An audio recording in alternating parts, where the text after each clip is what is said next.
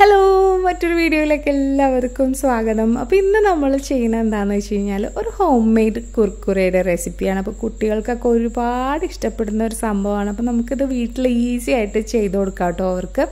അപ്പോൾ ഇത് ചെയ്യുന്നത് നമ്മൾ അരിപ്പൊടി കൊണ്ടിട്ടാണ്. അപ്പോൾ ഞാൻ അരിപ്പൊടി ഈ ഒരു ഗ്ലാസ്സിന് ഒരു ഗ്ലാസ് അരിപ്പൊടി ആട്ടെ ഏകദേശം 250 ml അത്രയും ഉണ്ടാവും കേട്ടോ, ആ ഒരു ഗ്ലാസിൻ്റെ അളവ്. പിന്നെ അതിലേക്ക് 2 ടേബിൾ സ്പൂൺ അളവിൽ കടലപ്പൊടിയാണ് ചേർത്ത് കൊടുക്കുന്നത്. പിന്നെ ഇതിലേക്ക് ഒരു 1.25 ടേബിൾ സ്പൂൺ അളവിൽ കോൺഫ്ലോർ ചേർത്ത് കൊടുക്കുക കേട്ടോ, ആ ഒരു ക്രിസ്പിനെസ്സിന് വേണ്ടിയിട്ടാണ്. അത് കഴിഞ്ഞിട്ട് നമ്മൾ ഇതിലേക്ക് ഒരു പിഞ്ച് സോഡാപ്പൊടി ചേർക്കുന്നുണ്ട്, വളരെ കുറച്ച് മാത്രം കേട്ടോ, ഒരു 1/4 ടീസ്പൂൺ അളവിൽ മതിയാവും. പിന്നെ ആവശ്യത്തിന് ഉപ്പ്. അപ്പോൾ ഇത്രയും സാധനങ്ങൾ ചേർത്തിട്ട് ഇനി നമ്മൾ ഇതിലേക്ക് ആവശ്യത്തിന് വെള്ളം ഒഴിക്കുക.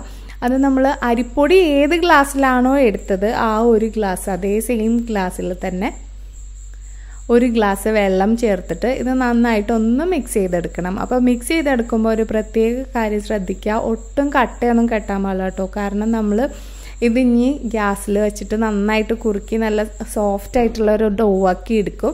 അപ്പോൾ അതുകൊണ്ട് തന്നെ നന്നായിട്ട് കട്ടയൊന്നും ഇല്ലാണ്ട് നന്നായിട്ട് മിക്സ് ചെയ്തെടുക്കുക. അല്ലാന്നുണ്ടെങ്കിൽ പെട്ടെന്നാവണമെന്നുണ്ടെങ്കിൽ ജസ്റ്റ് മിക്സിയുടെ ആ വലിയ ജാറിലിട്ടിട്ട് ഒന്ന് ജസ്റ്റ് ഒന്ന് വിസ്ക് ചെയ്തെടുത്താൽ മാത്രം മതി. അപ്പോൾ ഇതൊക്കെ ഞാനൊന്ന് മീഡിയം ഫ്ലെയിമിലിട്ടിട്ട് ഗ്യാസിൽ വെച്ച് നന്നായിട്ടൊന്ന് കുറുക്കി, ശരിക്കും നമ്മൾ ഇടിയപ്പത്തിൻ്റെയൊക്കെ ഒരു മാവിലെ ആ ഒരു സ്ട്രക്ചറിൽ തന്നെ നന്നായിട്ട് കുറുക്കിയെടുക്കുകയാണ്. പെട്ടെന്നാവട്ടെ, ഒരുപാട് നേരമൊന്നും ആവില്ല. പിന്നെ ഒട്ടും കൈ എടുക്കാതെ ഒന്ന് മിക്സ് ചെയ്തുകൊണ്ടിരിക്കുക, അല്ലാന്നുണ്ടെങ്കിൽ പെട്ടെന്ന് കട്ട കെട്ടിപ്പോകും. അതുകൊണ്ടിട്ടാണ്. അപ്പോൾ ഇത് ഇനി നന്നായിട്ട് നല്ലോണം തണുത്ത് കഴിഞ്ഞിട്ട് വേണം ഇനി നമ്മൾ വീണ്ടും ഇതെടുത്ത് നന്നായിട്ട് സോഫ്റ്റായിട്ട് തന്നെ കുഴക്കണം. ഒട്ടും വെള്ളമൊന്നും ചേർക്കേണ്ട ആവശ്യമില്ല. കുറച്ച് നേരം കുഴക്കുമ്പോൾ തന്നെ ആ ഒരു കറക്റ്റ് സ്ട്രക്ചറിലേക്ക് കിട്ടും. ഒരുപാട് സോഫ്റ്റൊന്നും ആവില്ല, ഈ ഒരു സ്ട്രക്ചറിലേ ആവുള്ളൂ കേട്ടോ, ഒരുപാട് സോഫ്റ്റൊന്നും ആവില്ല. പിന്നെ നമ്മൾ കയ്യിൽ ഒരല്പം ഓയിലൊന്ന് ബ്രഷ് ചെയ്ത് കൊടുത്തിട്ട് ഇതുപോലെ ചെറിയ ചെറിയ ബോൾസ് ആക്കി എടുത്തിട്ട് നമുക്കിതൊന്ന് റോൾ ചെയ്തെടുക്കണം. ശരിക്കും കുർക്കുറെ ശരിക്കും ഒരു ഫിംഗർ ലൈക്ക് അല്ല ഇരിക്കണം, ഫിംഗർ ആ ഒരു സ്ട്രക്ചറിലല്ല ഇരിക്കണം. അപ്പോൾ ആ ഒരു സ്ട്രക്ചറിലേക്ക് ആക്കിയിട്ട് നിങ്ങളുടെ സൈസ് നിങ്ങളുടെ ഇഷ്ടം കേട്ടോ. ഞാനിപ്പോൾ ഏകദേശം ഒരു ഫിംഗറിൻ്റെ ആ ഒരു സൈസിൽ എടുത്തിട്ടുണ്ട്.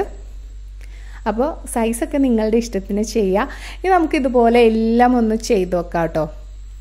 അപ്പോൾ ഇതുപോലെ ഒരു റോളറിൽ ഇട്ടിട്ട് ഒന്ന് ഇതാക്കുകയാണെന്നുണ്ടെങ്കിൽ കുറച്ചുകൂടി ഈസി ആയിരിക്കും, കാരണം ഓരോന്ന് ചെയ്യണേനേക്കാളും നല്ലത്. അപ്പോൾ ഇതിവിടെ എല്ലാം കംപ്ലീറ്റ് ആയിട്ട് എടുത്ത് വെച്ചിട്ടുണ്ട്. ഇനി നമുക്ക് ഒരുപാട് നേരം ഒന്ന് വെച്ചേക്കൊന്നും വേണ്ട, വെച്ച് കഴിഞ്ഞാൽ ഇത് പൊട്ടിപ്പോകാനുള്ള ചാൻസ് ഉണ്ട്. അപ്പോൾ ഒന്ന് വേഗം തന്നെ ഫ്രൈ ചെയ്തെടുക്കാം. പിന്നെ ഫ്രൈ ചെയ്തെടുക്കുമ്പോൾ ഒരു കാര്യം പ്രത്യേകം ശ്രദ്ധിക്കണം, കാരണം എനിക്ക് പറ്റിയൊരു ചെറിയ അബദ്ധമാണ്, അതുകൊണ്ടിട്ടാണ് ഞാൻ നിങ്ങളോട് പറയണത്. നമ്മളിത് പാനൊക്കെ ചൂടായി ആവശ്യത്തിന് ഓയിലൊക്കെ ഒഴിച്ചു കൊടുത്തിട്ട് ഓയിൽ നന്നായിട്ട് ചൂടായി കഴിയുമ്പോൾ മീഡിയം ഫ്ലെയിമിലേക്ക് ഇട്ടേക്കാം കേട്ടോ. എന്നിട്ട് വേണം ഇതൊന്ന് ഫ്രൈ ചെയ്തെടുക്കാനായിട്ട്. അല്ലാന്നുണ്ടെങ്കിൽ ഒന്ന് ചെറുതായിട്ട് പൊട്ടിത്തെറിക്കാനുള്ള ചാൻസ് ഉണ്ട്. അതുകൊണ്ടിട്ടാണ് ഞാൻ പ്രത്യേകം പറയുക. അപ്പോൾ കുട്ടികളൊക്കെ ഉണ്ടെന്നുണ്ടെങ്കിൽ ഒന്ന് സേഫ് ആക്കിയേക്കാം. മീഡിയം ഫ്ലെയിമിലിട്ടിട്ട് ഫ്രൈ ചെയ്തെടുത്താൽ ഒരു കുഴപ്പമില്ല, കറക്റ്റായിട്ട് കിട്ടിക്കോളും. അപ്പോൾ കുറച്ച് നേരം കഴിയുമ്പോൾ തന്നെ നമ്മളത് മിക്സ് ചെയ്യുമ്പോഴത്തേക്കും ശരിക്കും ആ ഒരു സൗണ്ട് കേൾക്കൂട്ടോ, ക്രിസ്പി ആയതിൻ്റെ. പിന്നെ നമ്മൾ ഇതിലേക്ക് ഒരു 1/4 ടേബിൾ സ്പൂൺ അളവിൽ മുളക് പൊടിയും അതുപോലെ തന്നെ കുറച്ച് ചാറ്റ് മസാലയാണ് ഇടുന്നത്. ശരിക്കും പറഞ്ഞാൽ ചാറ്റ് മസാലയുടെ ആ ഒരു ടേസ്റ്റ് ആട്ടോ കറക്റ്റ് കുർക്കുറയുടെ ആ ഒരു ടേസ്റ്റ് നമുക്ക് കിട്ടുന്നത്. ചാറ്റ് മസാല ഇല്ലാന്നുണ്ടെങ്കിൽ ആ കുർക്കുറയുടെ ടേസ്റ്റ് ഒട്ടും കിട്ടില്ല. അല്ലാന്നുണ്ടെങ്കിൽ വെറുതെ ഫ്രൈ ചെയ്താലും കഴിക്കാൻ നല്ല അടിപൊളി ടേസ്റ്റാണ്. കുട്ടികൾക്കൊക്കെ ആണെന്നുണ്ടെങ്കിൽ നന്നായിട്ട് ഇഷ്ടപ്പെടും. അപ്പോൾ തീർച്ചയായിട്ടും ഈ ഒരു റെസിപ്പി നിങ്ങൾക്ക് ഇഷ്ടമായി എന്ന് പ്രതീക്ഷിക്കുന്നു. ഇഷ്ടമായി കഴിഞ്ഞാൽ തീർച്ചയായിട്ടും വീഡിയോ ഒന്ന് ലൈക്ക് ചെയ്തേക്കാം.